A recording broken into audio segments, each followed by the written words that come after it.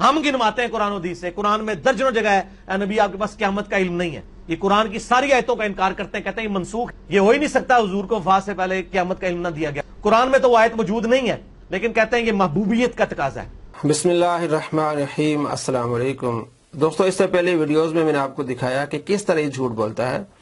پہلے تو یہ کہتا ہے کہ آپ صلی اللہ تعالیٰ علیہ وآلہ وسلم کے بارے میں اہل سنت کا عقیدہ یہ کہ آپ صلی اللہ تعالیٰ علیہ وآلہ وسلم خود بخود علم غیب جانتے ہیں اور عطائی نہیں جانتے ہیں. پھر عطائی مانتا بھی ہے کہ ہاں جو عطائی کہتے ہیں. پھر یہ کہہ رہا ہے کہ یہ جتنی بھی آیات ہیں جس میں آپ صلی اللہ تعالیٰ علیہ وآلہ وسلم کے بارے میں یہ کہ آپ قیامت کا علم نہیں جانتے، یہ ان آیات کا انکار کرتے ہیں. نعوذ باللہ من ذالک. کتنا بڑا جھوٹ ہے کہ ان آیات کا انکار کرتے ہیں، کہتے ہیں یہ منسوخ ہیں. یہ بھی جھوٹ ہے اس کا.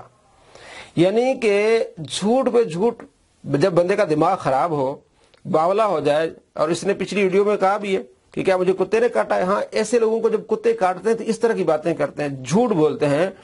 اہل سنت کہتے ہیں کہ جن آیات میں آپ صلی اللہ تعالیٰ علیہ وآلہ وسلم کے علم کی نفی ہے وہ آیات بالخصوص مکی ہیں.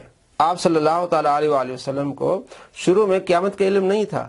جسے قرآن پاک کو نزول ہوتا گیا، آپ صلی اللہ تعالیٰ علیہ وآلہ وسلم کے علم میں اضافہ ہوتا گیا. یہ اہل سنت کی کتابیں موجود ہیں.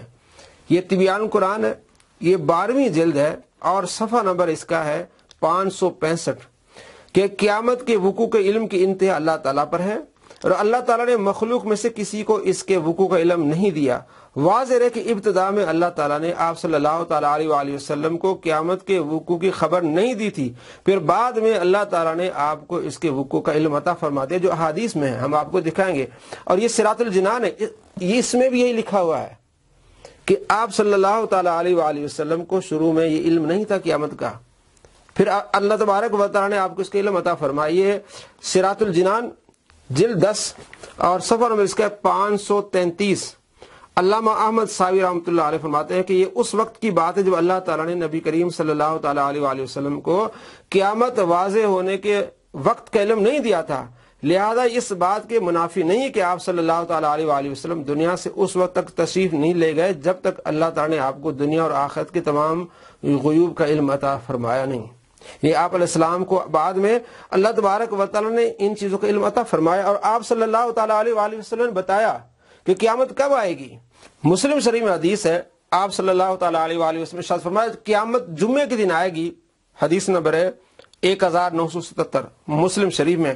اور کثیر تعداد میں احادیث ہیں جس میں آپ صلی اللہ تعالیٰ علیہ وآلہ وسلم نے قیامت کے حال بتائے ہیں، قیامت کی نشانیاں بتائی ہیں. مسلم شریف میں حدیث 7285 ہے. آپ صلی اللہ تعالیٰ علیہ وآلہ وسلم قیامت کی 10 نشانیاں بتائی ہیں. پہلے جو قرآن پاک کی آیات میں آپ علیہ السلام کے بارے میں کہ آپ قیامت کے علم نہیں جانتے، لیکن جیسے ہی قرآن پاک کا نزول میں اضافہ ہوتا گیا اللہ تبارک و تعالیٰ نے آپ کو اس کا علم عطا فرمایا اور آپ علیہ السلام نے قیامت کی نشانیاں بتائی ہیں. کس طرح وہ سور پھونکا جائے گا وہ بتایا. آخر میں وہ لوگ جن پر قیامت برپا ہوگی ان کا حال کیا ہوگا اور کس طرح قیامت برپا ہوگی، کس طرح لوگ کیا اٹھیں گے قبروں سے، سارا کچھ آپ صلی اللہ تعالیٰ علیہ وآلہ وسلم بتایا. یہ اہل سنت پر جھوٹ باندھ رہا ہے کہ یہ کہتے ہیں کہ جناب منسوخ ہو گیا ہے، یہ محبوبیت کے تقاضا ہے، یا انکار کرتے ہیں، یہ سارا جھوٹ ہے. اللہ تبارک و تعالیٰ آپ کو ایسے شریروں کے شر سے محفوظ رکھے.